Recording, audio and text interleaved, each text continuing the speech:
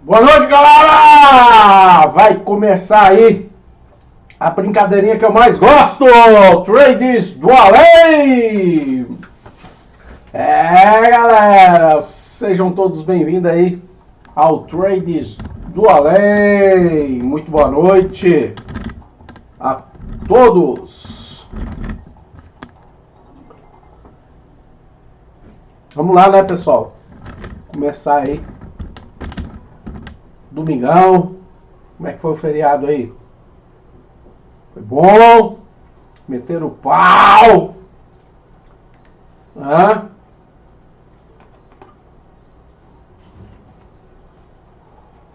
Galera,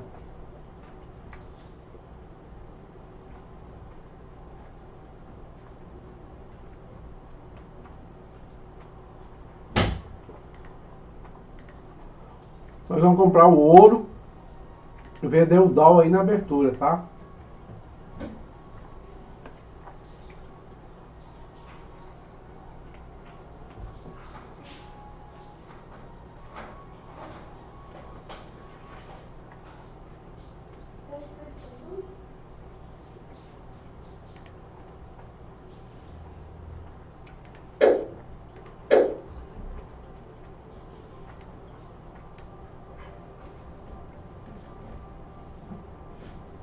Vendemos o dólar e compraram o ouro. Beleza?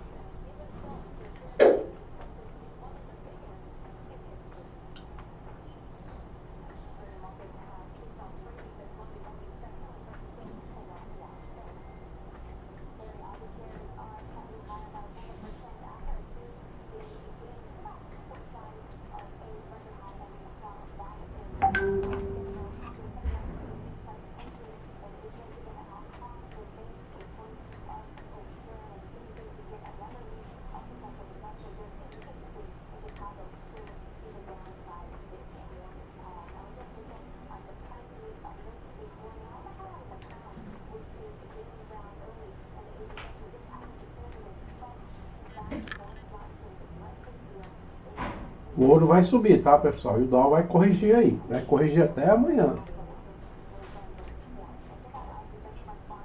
Quem quiser vender o Dow aí, vai corrigir até amanhã na abertura do Dow Jones.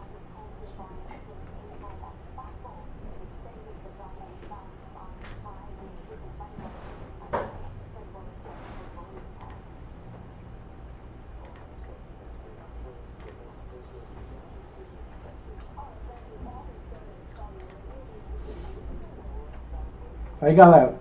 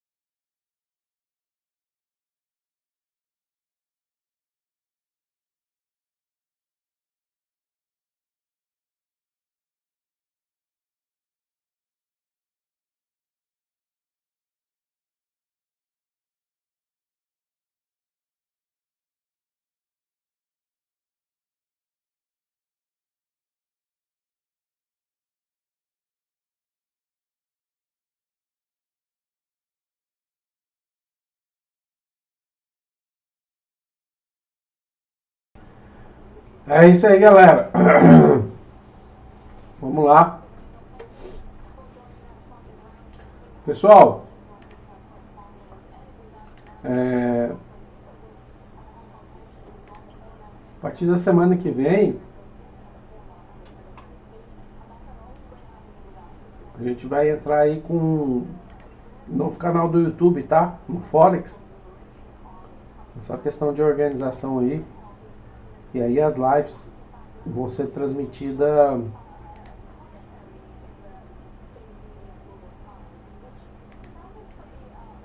é,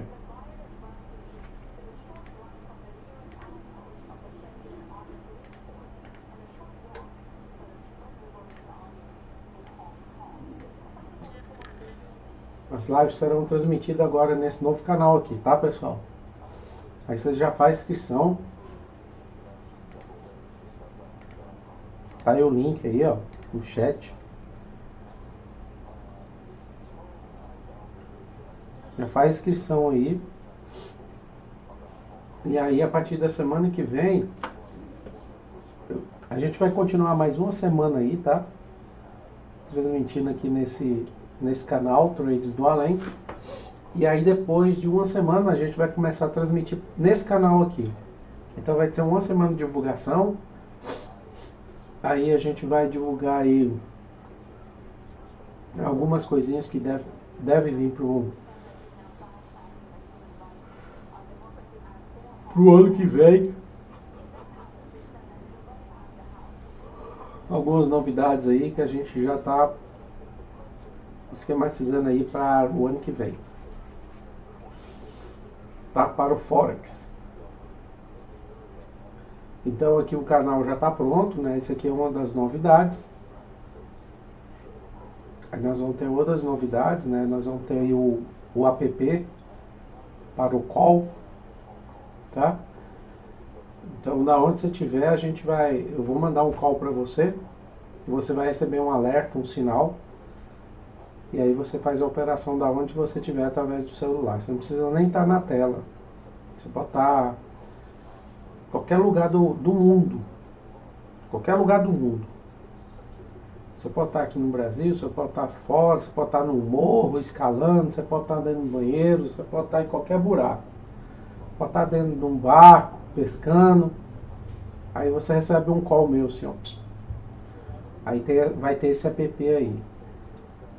Aí esse app vai funcionar direto, tá, pessoal? A live nós vamos trabalhar à noite. A live dos calls. E o app do Forex, ele vai funcionar direto. Na hora que eu ver uma oportunidade de entrada legal, então eu vou mandar para vocês, tá? Aí a maioria vai ser na onde que a gente está trabalhando mais, que é no ouro, né? Eu vou mandar call em vários par de moedas também, mas o principal vai ser no ouro, que a gente tem estudado bastante o ouro. Então vou fazer vai ter vários calls, vai ter no par de moedas, ien, Singapura, vai ter no dólar versus Japão, dólar versus peso mexicano, dólar versus libra. Então vai ter vários calls aí e com ênfase no ouro, tá? Esses calls aí vai ser direto. Eu vou estar passando para vocês aí direto, qualquer hora vocês vão estar recebendo esses calls aí, tá?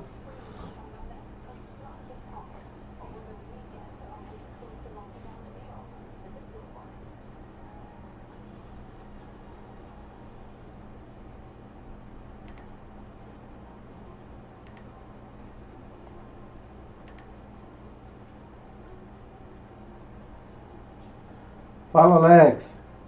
Eu estou tentando passar o link aqui, galera, e pelo chat aí do YouTube, e eu não estou conseguindo, tá? Mas vocês é só clicar aí, ó, Forex do Além, tá bom? Tá aí, ó, no YouTube, Forex do Além, aí vocês já entram lá, ó, Forex do Além, no YouTube. entendi, é porque eu tô logado com... Tô logado no Forex, é por isso que ele não tá dando certo. Deixa eu deslogar aqui e entrar no...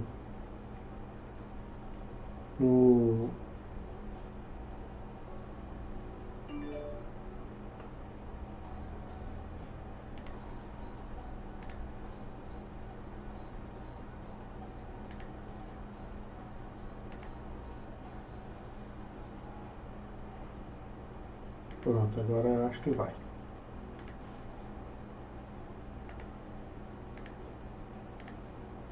Pronto, foi. Tá aí, pessoal, o link. Tá, esse vai ser um novo canal aí do YouTube para o Forex. O canal Trades do Além, ele vai continuar, tá? Com a graça de Deus. O Trades do Além é para a gente fazer as operações do mini índice no mini dólar. E à noite aqui a gente vai trabalhar no Forex do Além. Beleza? Então tá aí, pessoal, o link no chat aí para vocês. A partir da semana que vem, sem ser essa agora que entra, né? Nós vamos passar mais uma semana aí no canal Trades do Além, divulgando aí o novo canal do Forex do Além, o novo canal do YouTube, e a gente vai estar divulgando aí algumas novidades, entre eles os calls, o app do call. Beleza? Fechado? Então tá bom. Copiaram aí, pessoal?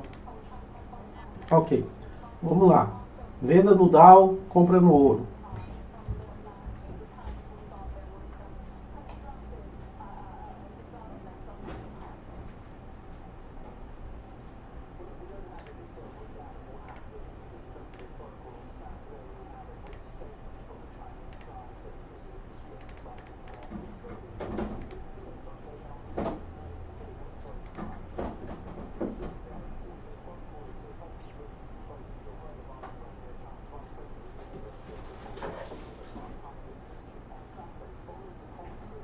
Vamos esperar o mercado aí asiático abrir, né, que vai dar uma cilada boa.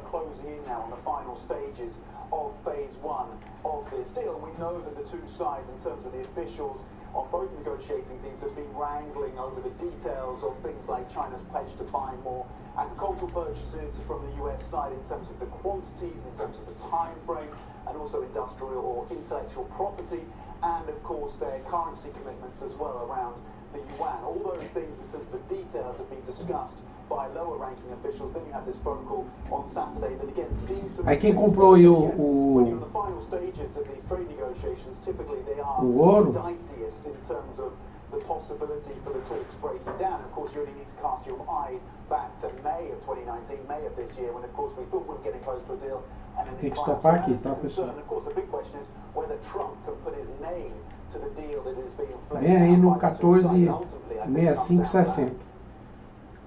Beleza? Aí o alvo dessa compra aí do ouro é aqui no 14,74. Ok?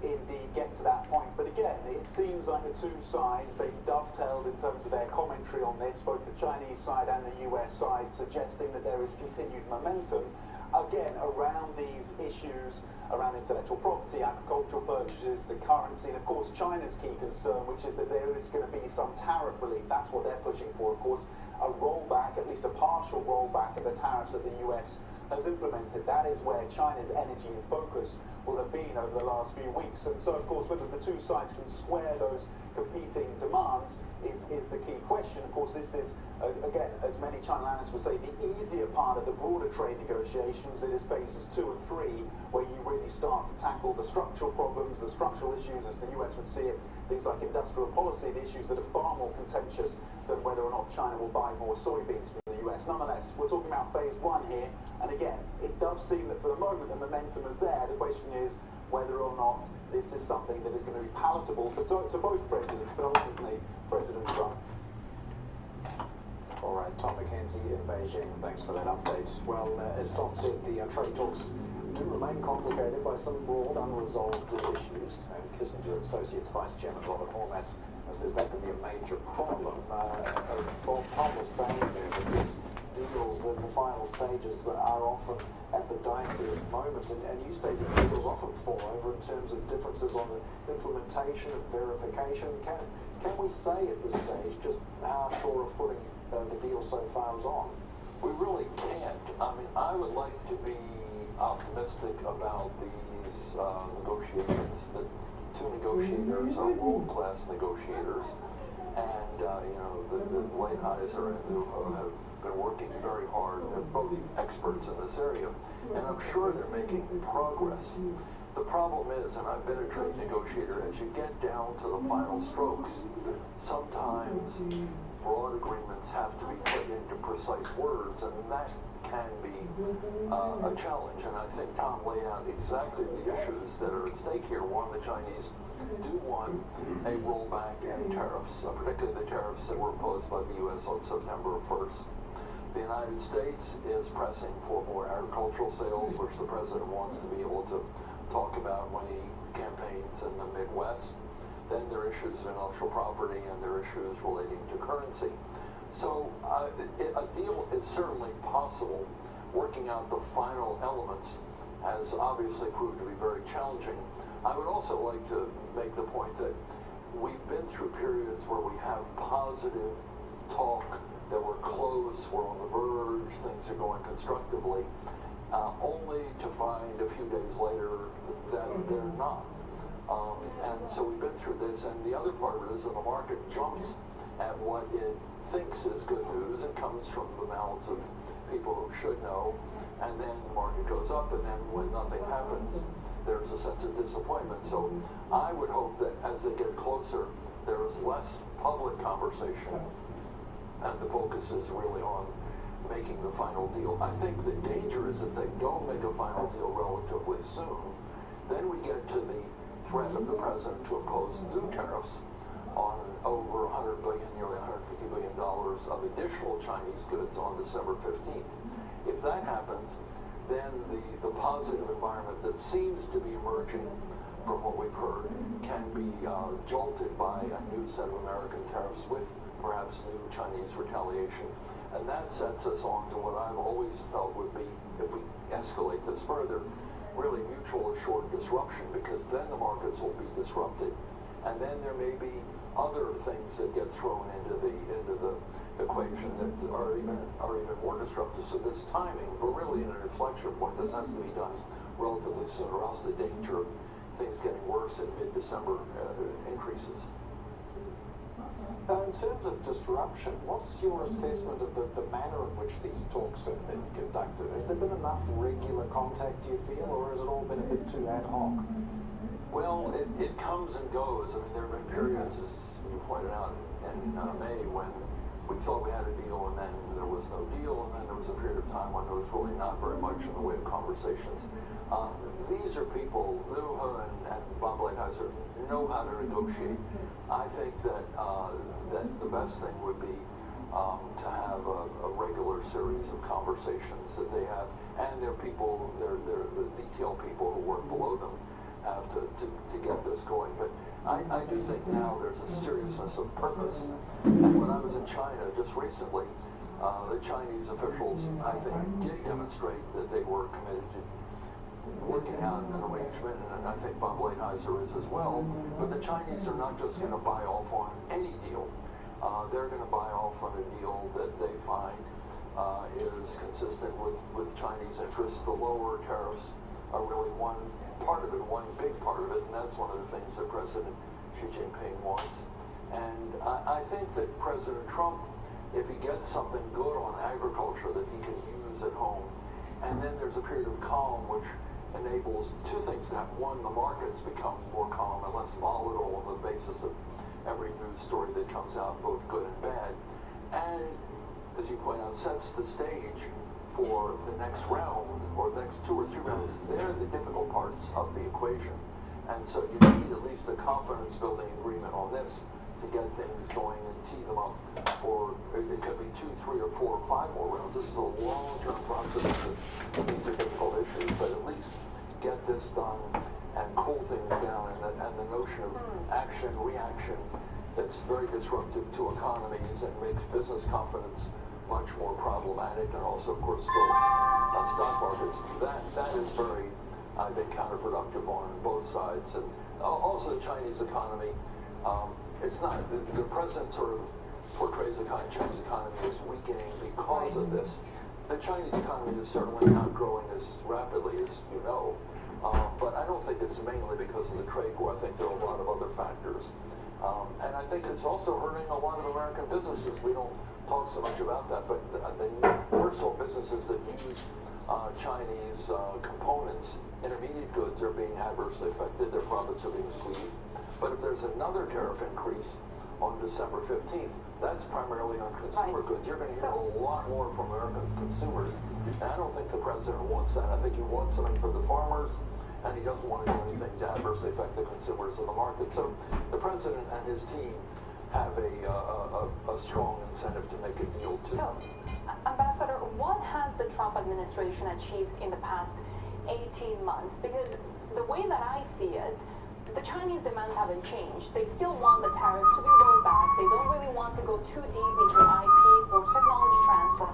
And yet, the Trump administration seems to have accepted the fact that they will not be seeing a grand deal anymore. It will be in phases, which is basically what the Chinese wanted in the first place anyways.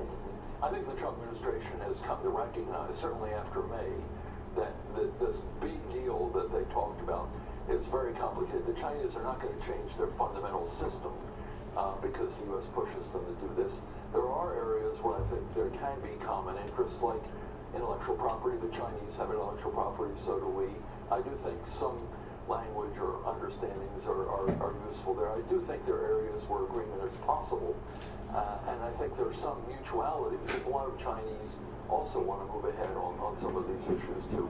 But the Chinese are not going to demonstrate they're not going to move to the U.S. if they find it antithetical, it's negative to their fundamental way of running their economy or their fundamental interests. And I think the U.S. has come to understand that. And the U.S. can't get everything it wants from the Chinese, because they may not be a Jeffersonian democracy, but they have public opinion too, and they have strong feelings within the Communist Party about what kind of deal should be and is appropriate. So it's not as if President Xi Jinping does not have pressures on him. He has to represent the interests of the Chinese people and the party. It's a different system, but he still has to be reflective of their interests. Just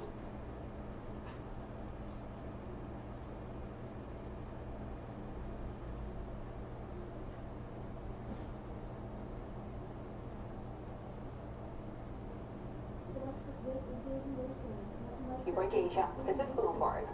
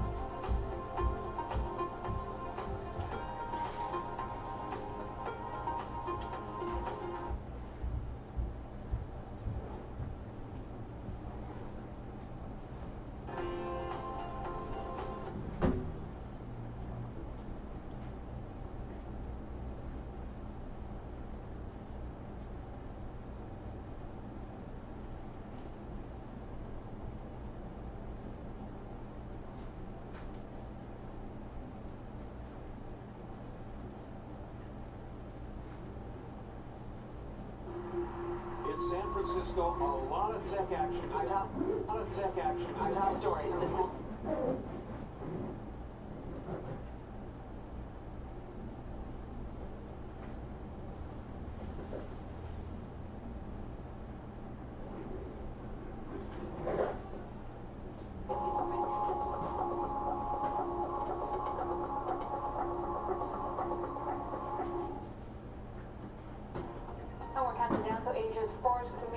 market opens. Nikkei futures under a little bit of pressure, down 0.1%, despite the fact that we have seen a really weak Japanese yen against the US dollar in the past 6 days. Watch closely in the Japan Open. Line and Z Holdings, we have heard from Neighbor that they're planning to announce their merger plan to be signed in December. Plenty more to come. This is Bloomberg.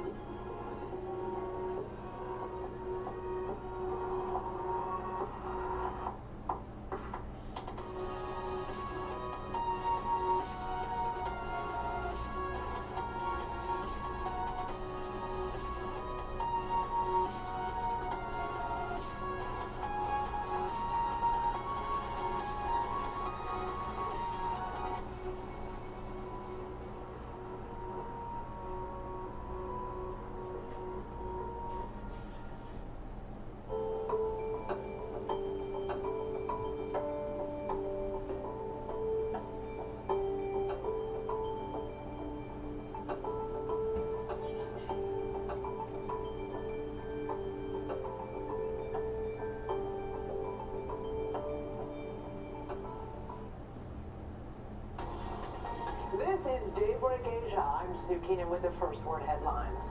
We start in Hong Kong, where police have launched an operation to clear students from Polytechnic University after yet another weekend of violent clashes.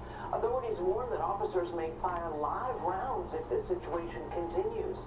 Schools remain closed across Hong Kong, and the protests may force the cancellation of next week's local election.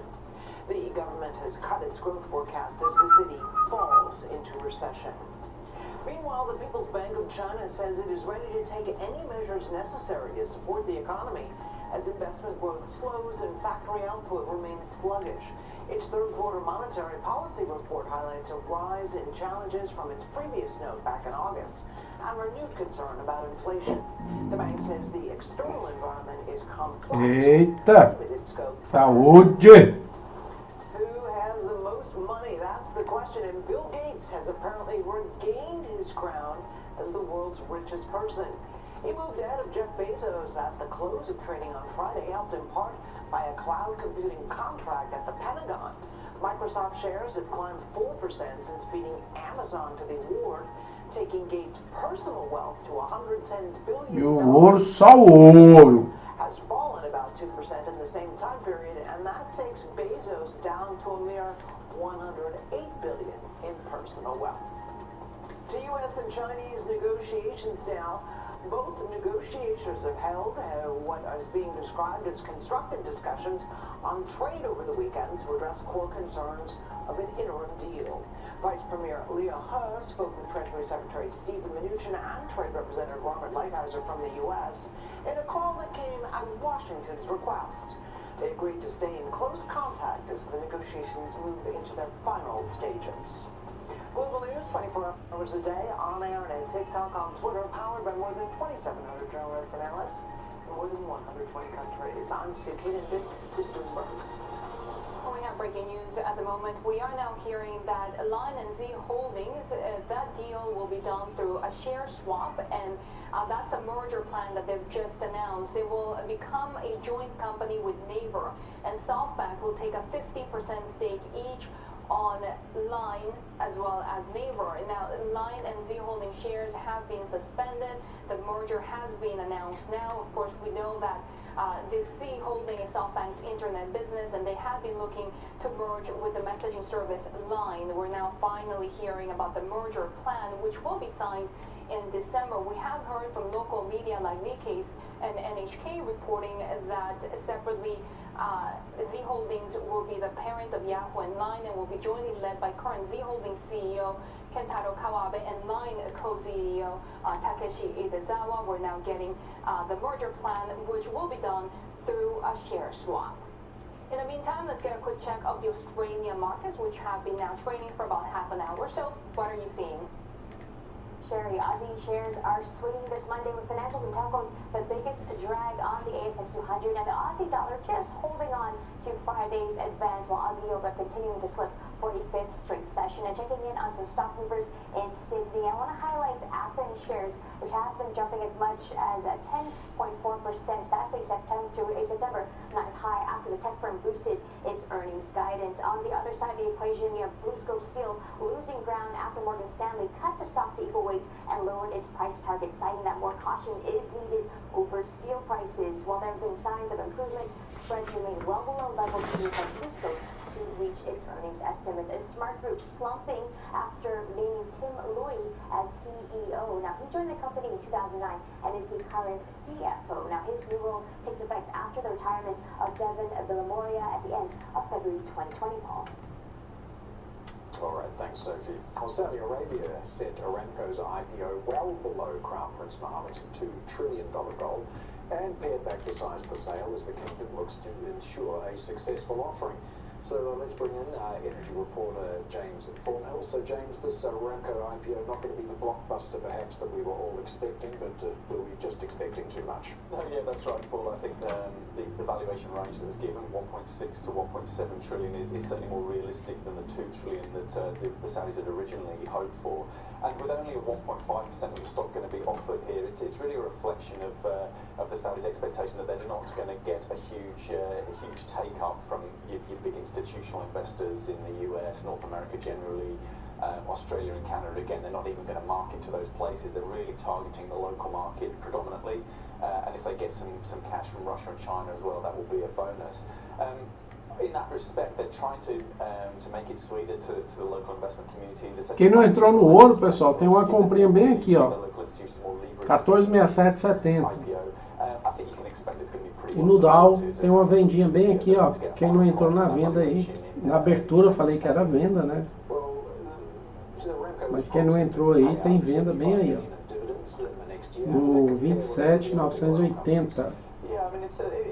Compares pretty favorably, and of course this is the biggest company in the world by profit. So you have to think this is going to prove a decent investment over the long run. Of course, alvo do ouro é 14,74. How long the fossil fuels industry can sustain these sort of profits in a world where we are more concerned about climate change and also the geopolitical risks that are ever present in the region. You've only got to look at the drone attacks in September to see a huge impact they had on the oil markets. So that's the risks that's really turning off those those global institutional investors. But as you say, there's solid dividends to be had, and I'm sure it's going to get good local support. So what's been their response to the prospect of peak demand? Well, this is actually the first time they sort of acknowledged that peak demand is actually a reality. I mean, that is significant in itself. I mean, they're not too, they're not giving any signs of being too stressed about it. I mean, over the next decade and beyond, there's still going to be strong demand for oil, and that is the point they're very much emphasising.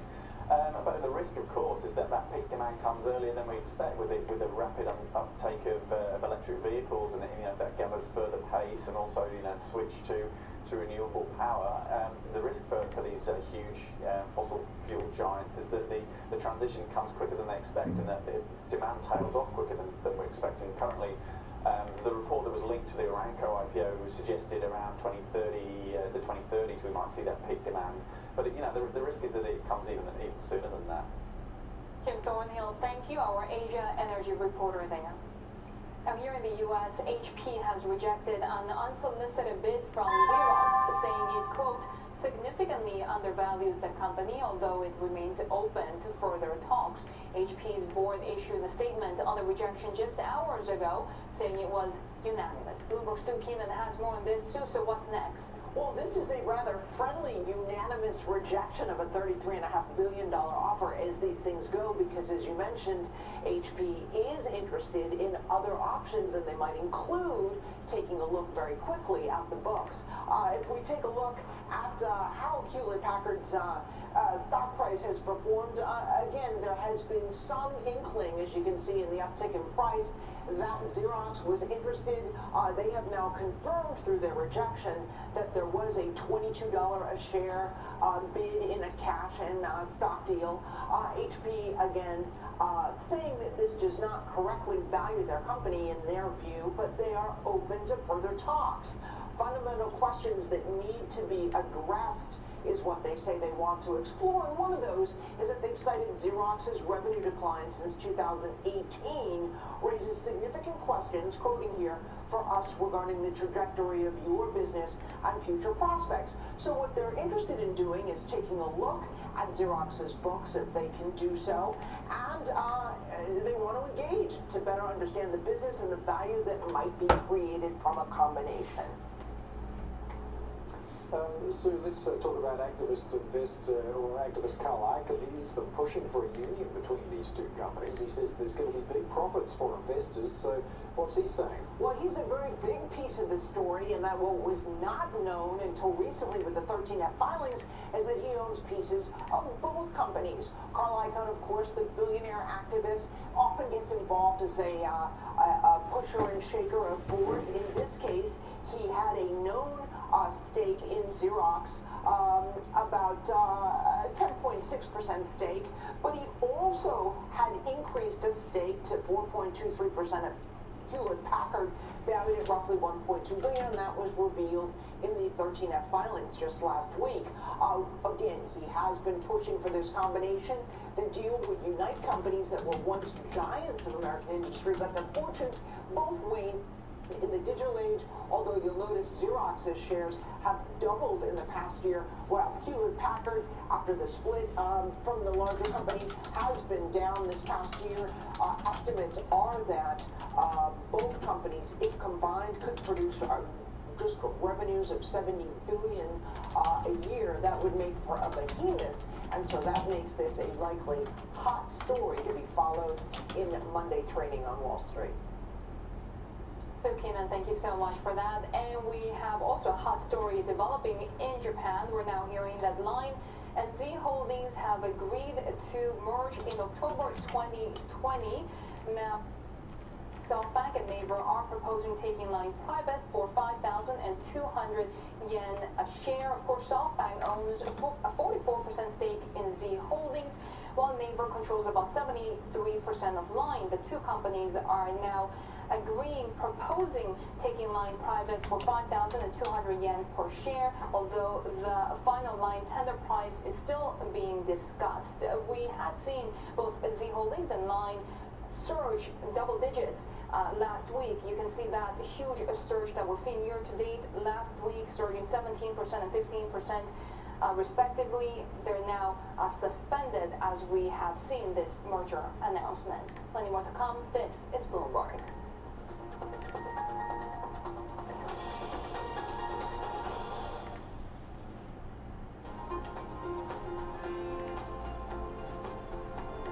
Tá descendo aí. Alvo do Dow é 27.850.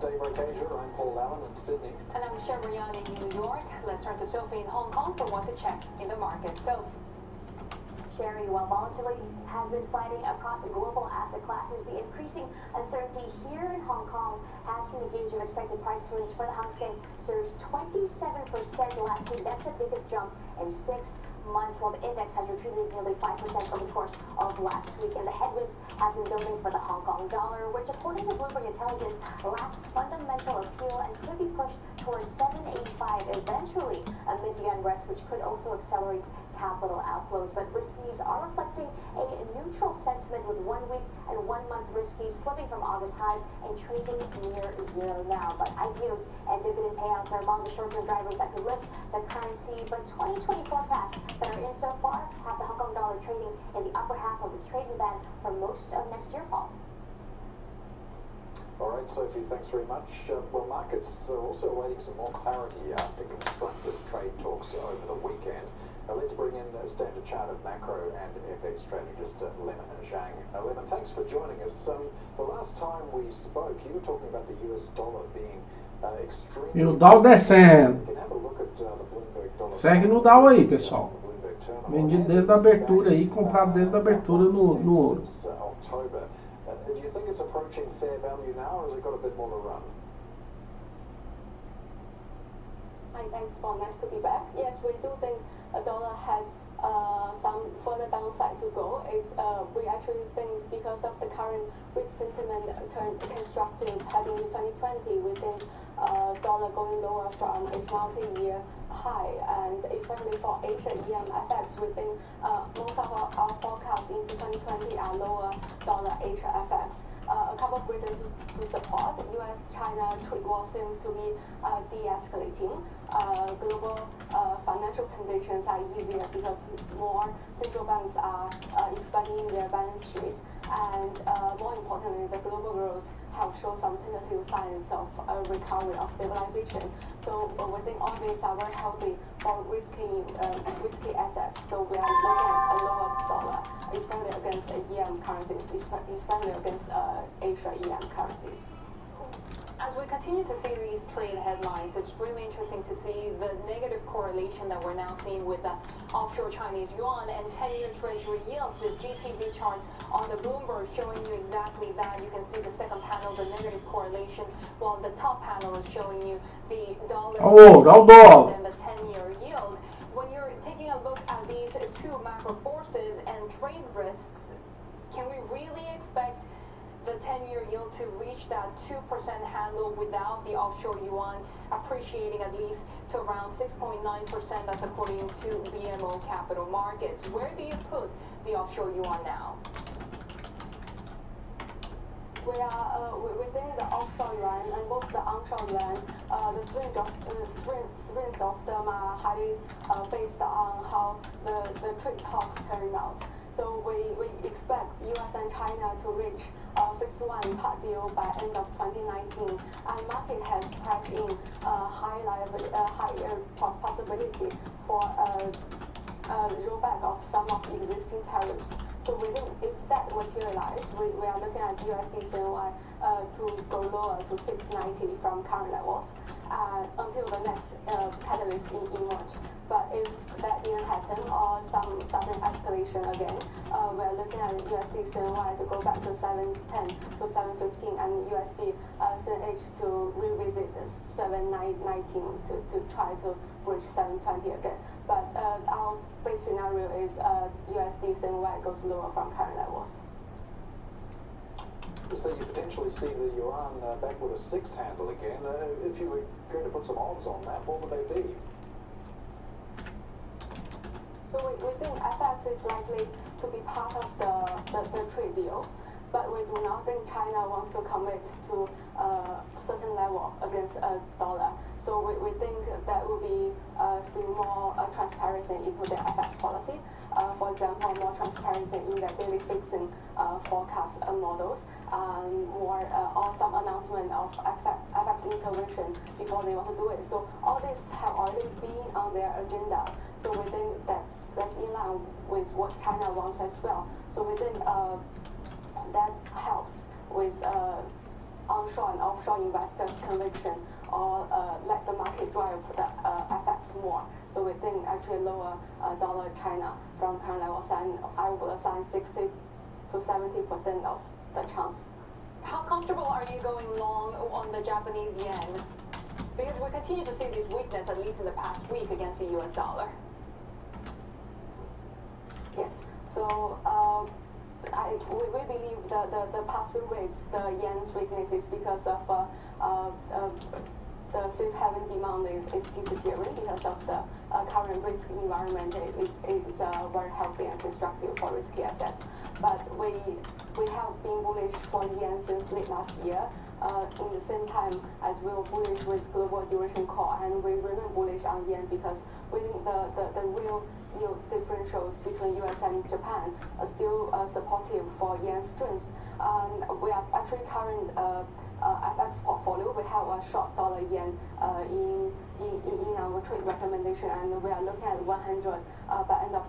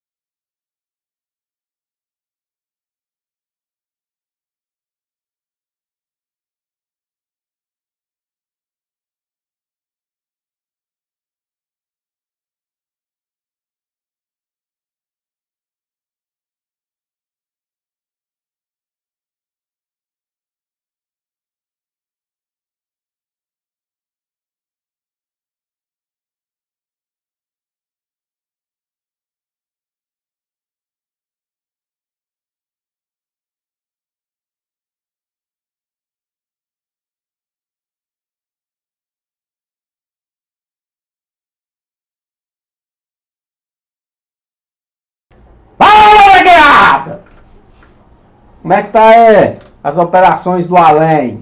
Olha aí o ouro. Só o ouro. Tem venda bem aqui, pessoal. Ó. Se o Dow vier e o ouro tem compra bem aí, ó. Bem aqui no 14,68 e 40. Mas tem a galera que já está comprada aí desde a abertura, né? Que abriu aqui. E o Dow tá vendido desde a abertura, né, galera?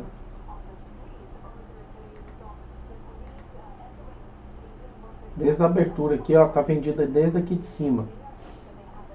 Pessoal aí. Aí se voltar aqui é venda, tá, pessoal? O Dow e o ouro é compra bem aí, ó. Bem aqui, aqui é compra e aqui também tem uma compra, ó, caso ele volte aí. 14,67,90. Então essa região aqui, ó, toda é de bater e voltar no ouro. E essa região aqui é de bater e voltar no Dow, tá? E ó, 980, 970, é tudo venda aqui, ó. Aqui, ó. E aqui é compra.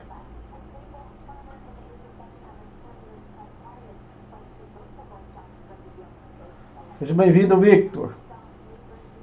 Diz aí, Carlos Zamba, proveu. Como funciona o swap para a negociação de ações americanas para swing?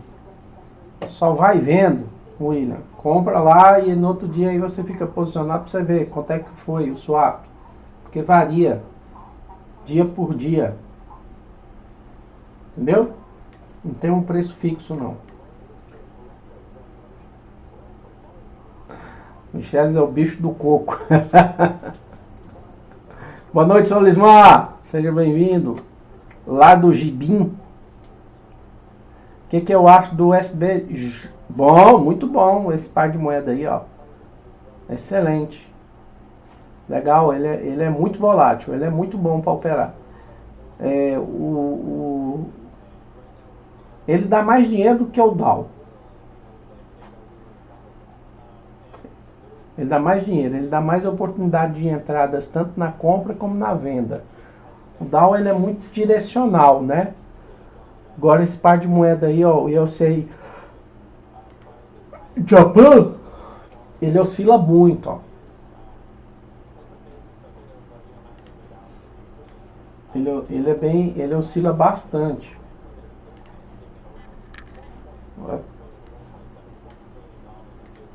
Ó. Então, se você botar ele aqui no gráfico de 30, ó, ele tanto dá compra como dá venda, ó. Tá vendo? Ele não tem aquelas esticadonas, né? Ó, você vê o candle de 4 horas, ó.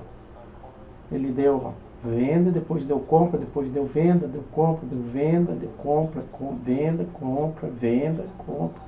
Ele tá querendo subir aí, ó. Entendeu? Então ele tá querendo subir, ó, e deve vir para essa região aqui, ó.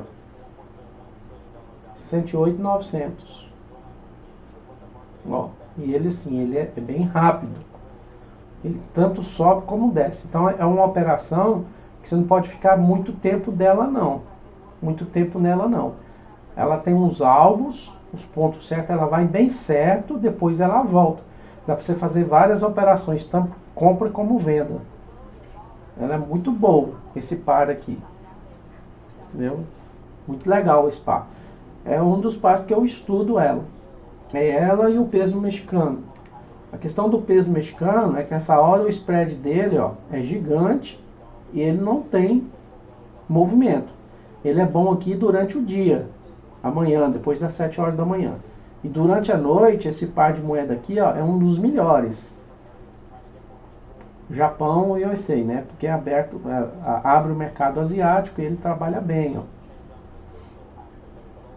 Aí quando é de dia, esse aqui dá uma parada e esse aqui começa a movimentar. Esse aqui também é muito bom.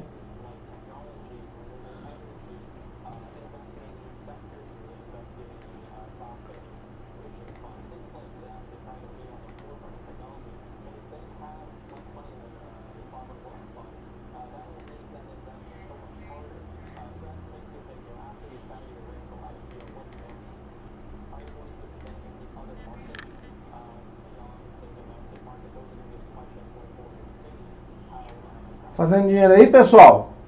Estão só no Bilu Bilu.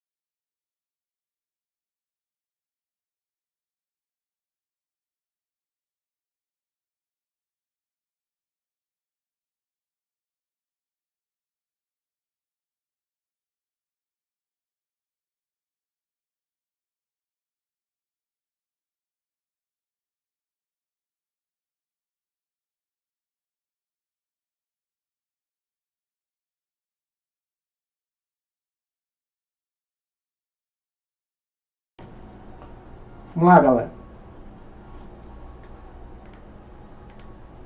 Link do WhatsApp.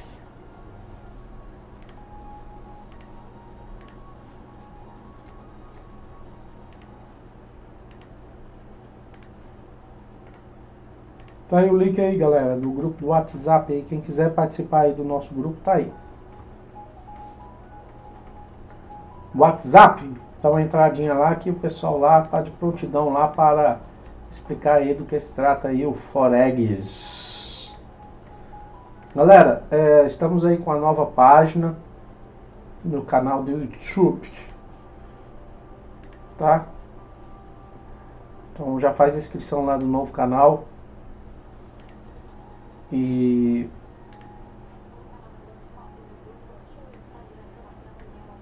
essa aqui é a nova página. A partir da outra semana, tá, pessoal? A gente vai passar essa semana toda divulgando essa página. A partir da outra semana, a gente já vai começar o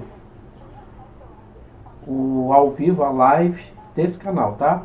A gente vai fazer uma separação aí de empresas do Forex do além e do Trades do além, tá bom? Porque as duas até então estavam fundidas juntas, aí agora a gente vai fazer uma separação aí de corporativa, de empresas aí, tá? Então a gente está organizando aí, vai ficar Forex do além individual e Trades do além individual. Mas vamos continuar o mesmo canal lá, Trades do além no mini índice e no mini dólar, beleza? Mas a partir da semana que vem a gente vai fazer todo o processo do Forex, todas as informações do Forex vai ser através desse canal aí, tá? Beleza? O grupo do WhatsApp continua o mesmo. E aí do Forex está aqui. Tem novidades aí para vocês, tá, pessoal? Tem um app aí que a gente está desenvolvendo, já está pronto na verdade. A gente está em fase de teste. Então, o app é no call, ele vai funcionar o call, né? Para o Forex. E aonde que você estiver, qualquer lugar do planeta, você vai receber esse call através do seu celular, do tablet, tá bom?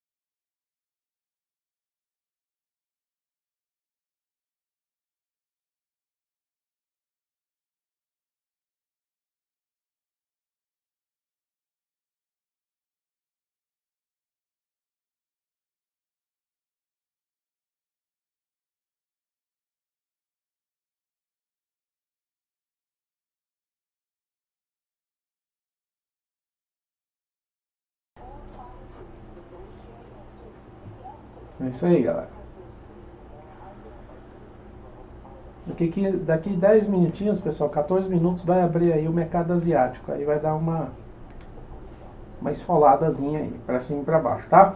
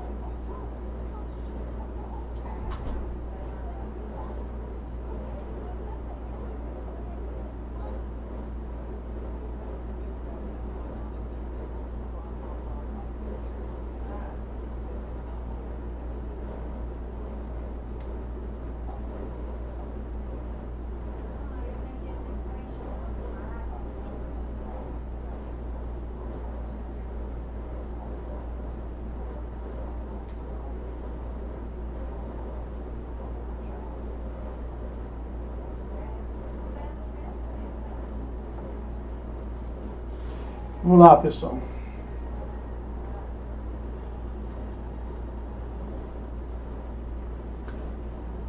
Operar o Forex.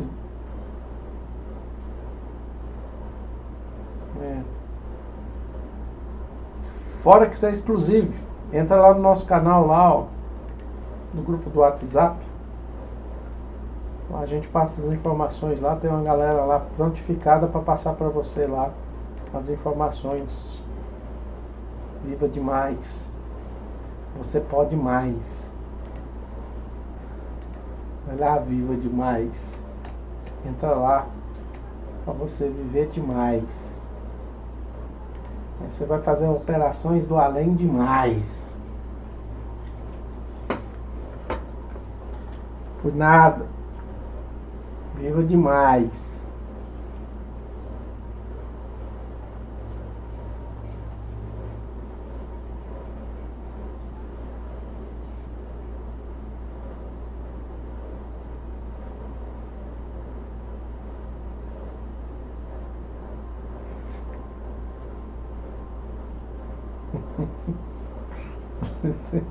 Ai, vou meter o porrete.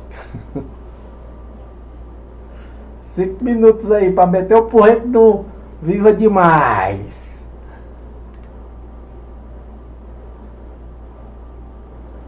Cinco minutos pra pouco. Aí esbugalhar os olhos aí. Segura a onda, pessoal. Lá vem, onda de 30 metros. Não, aqui não. Que é 5 minutos, Vitor. Que é diferente. Lá vai o porrete comer de esmola.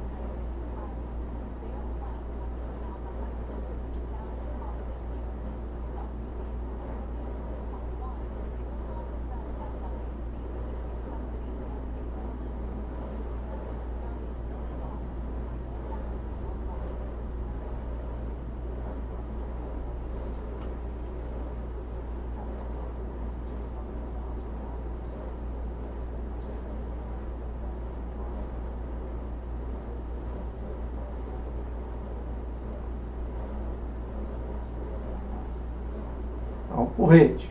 5 minutos pro porrete.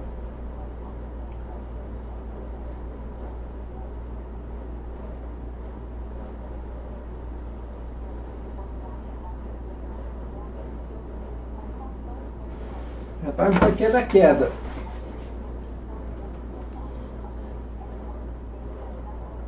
Singapura.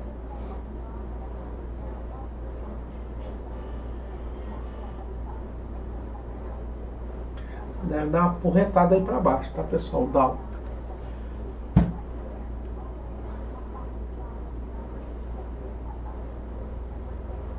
Dá uma esgoelada aí o ouro, tá?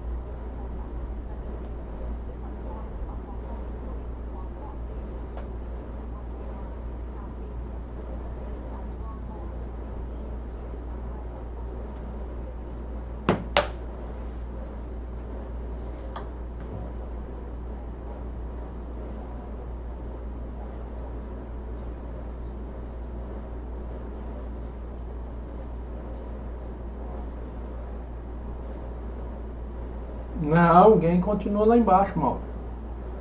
Isso é outros pontos de venda no Dow.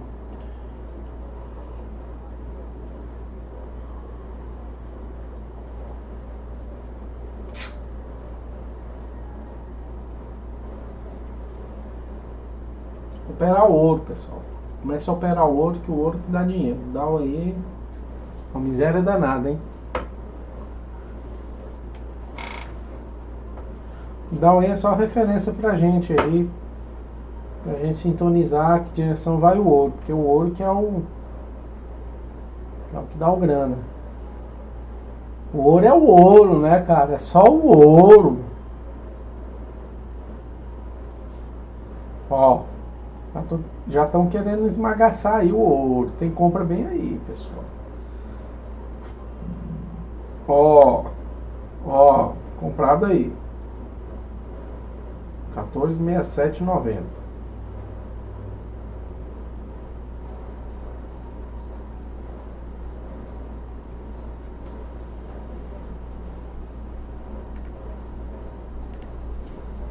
Esse aí eu vou fechar, que a gente tá comprado. Essa aqui, ó, essa operação aqui, ela não deu certo. A melhor compra tá aqui embaixo, ó. Foi essa aqui. E essa operação aqui, ó, a gente tem que estopar ela bem aqui, ó.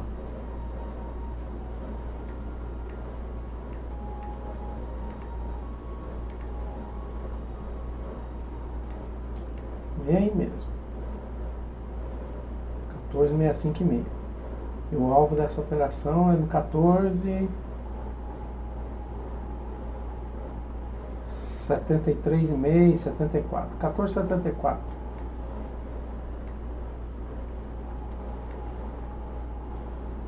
Sim.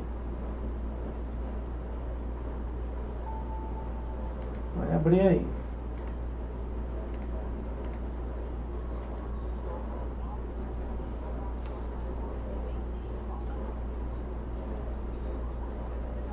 E melhor venda do Dow é aqui em cima. Abriu. Ah, dá uma sacudida aí. As porradas. E agora? Começou o facão. Ó a Jason. Jason no Forex, hein? Já. A Jason. Bora, Jason. Acorda. Tá dormindo por quê? Não, Jason, é pra cima, abestado. Não pra baixo não, idiota.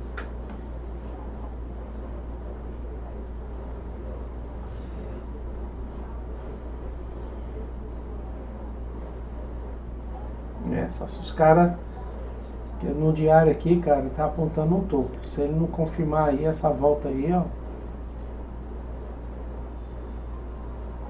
confirmou o topo aqui.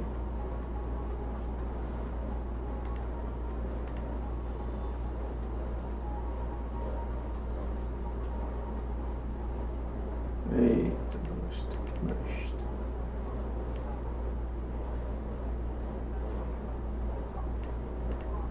Aí. Vendendo Dow lá.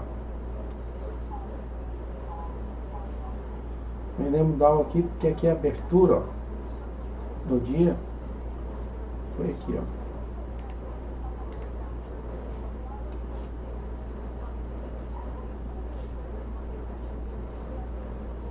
Aí ele abriu aqui, subiu, depois caiu e depois, agora chegou lá no topo, era a venda lá em cima e o dólar e o ouro deu uma, saiu um pouquinho aí fora aí das projeções para ter caído aqui no máximo até aqui, ó.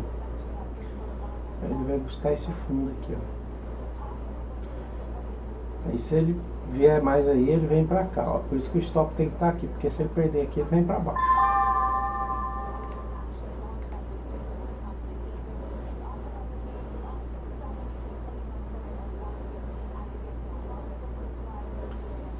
Meio confuso aí, tá? Hoje. Olha confusão. Mas pra mim aí o ouro vai pra cima, tá, pessoal?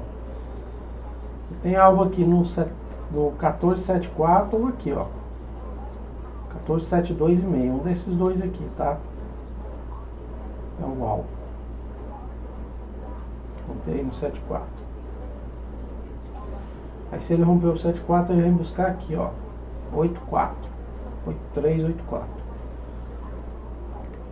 Mas isso é para amanhã, tá? A gente tá com uma dificuldadezinha aí para querer subir. E o Dow, cara, o Dow tá impossível. Impossível. Ah.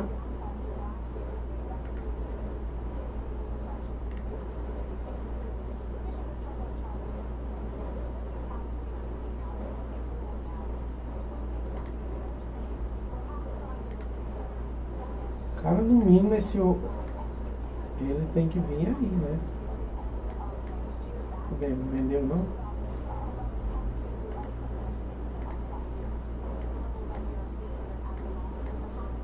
Ó.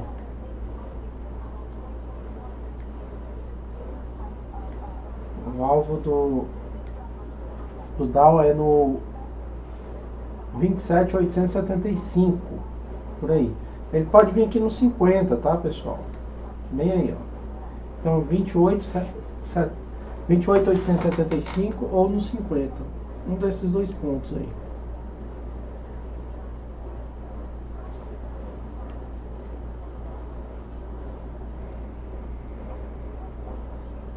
Ninja Trade é bom? Ninja Trade sou eu. Ninja.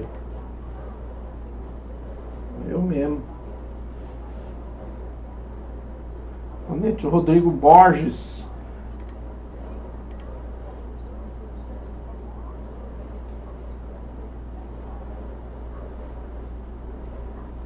Quem quiser participar do nosso grupo aí do WhatsApp. Aí.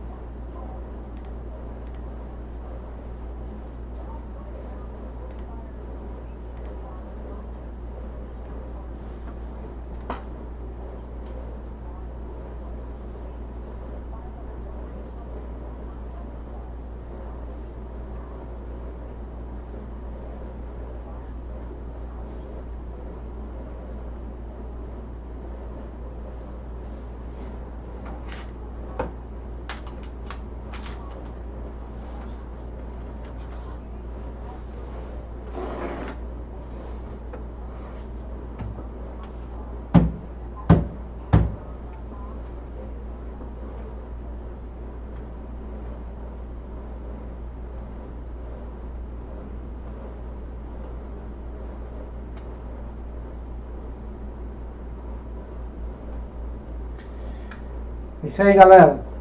Pessoal, nós estamos aí, eu passei para vocês aí um novo canal do YouTube. A partir da outra semana a gente vai estar fazendo os calls por ele, as lives. E aí a gente está preparando aí, pessoal, um app do Forex, tá? Vocês vão ter um acesso ao aplicativo. E esse aplicativo aí vocês vão estar recebendo aí, quem fazer o cadastro, vão estar recebendo os calls de compra e venda durante o dia todo, a noite toda, tá? Porque eu vou estar passando esses calls aí para vocês, para quem fizer esse cadastro. Está desenvolvendo o app aí, provavelmente essa semana ou na semana que vem já está 100% aí desenrolado, e está em fase de teste. E aí vocês já começam a fazer os testes nele, vocês vão receber os calls de compra, de venda, através desse app aí. Tá? Eu que vou mandar os calls para vocês.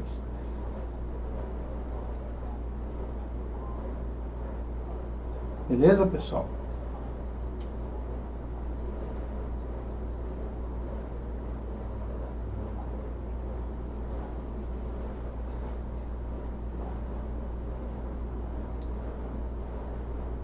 Essas são as novidades aí para o Forex.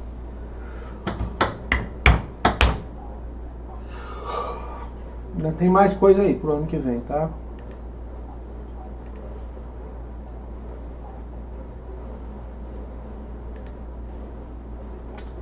Galera, é o seguinte, o Dow vai vir para baixo, tá? Vai vir lá naquela região que eu passei para vocês, 28, 875, 850. E o ouro vai lá para o 14,74, 72,5 por ali, tá? Então o ponto de compra tá aí, tá no preço de compra. E o Dow já foi lá em cima, né? Era o preço de venda era aqui em cima, já bateu lá, a gente tá vendendo. E o dólar e o ouro tá no preço de compra aí. Quem tiver interesse de comprar, a compra tá aí. E o stop tem que estar aqui, ó, no 14,6550, tá? Se ele perder aqui, aí ele descamba aqui para baixo. Ele só tem que subir aí agora, tá, pessoal? O alvo dele é aqui em cima. Beleza? Galera, passei aí os pontos para vocês no Dow e no ouro. Eu vou nessa aí, tá bom? Começamos aí às 18h50 hoje, encerramos às 10 horas, né? São 2 horinhas aí de live. E aí na hora que tiver o app funcionando belezinha, vocês vão receber mais calls aí direto, tá bom? Amanhã a gente tá de volta aí no canal Trades do Além, com as operações em mini índice, mini dólar, a partir das 8h40 na sala privada do Trades do Além. E aí depois às 10 horas da manhã, live aberta para o público em geral no YouTube. Beleza? Mini índice, mini dólar. E aí durante aí as operações de mini índice, mini dólar, a gente fica passando aí os calls através lá do grupo do WhatsApp. Tá? Para quem não está cadastrado no grupo lá do WhatsApp, tá aí o link aí, já está no chat, é só meter o cacete e meter o pau lá para dentro. Valeu, pessoal, um abraço aí, tudo de bom para vocês, uma excelente noite. Deus abençoe cada um de vocês. A gente se vê amanhã, às 19h50, no Forex. E a galera que vai operar o mini índice, mini dólar, a gente se vê amanhã pela manhã. Muito boa noite, obrigado aí pela atenção de todos. Valeu mesmo de coração. Tchau, tchau, pessoal. Fui!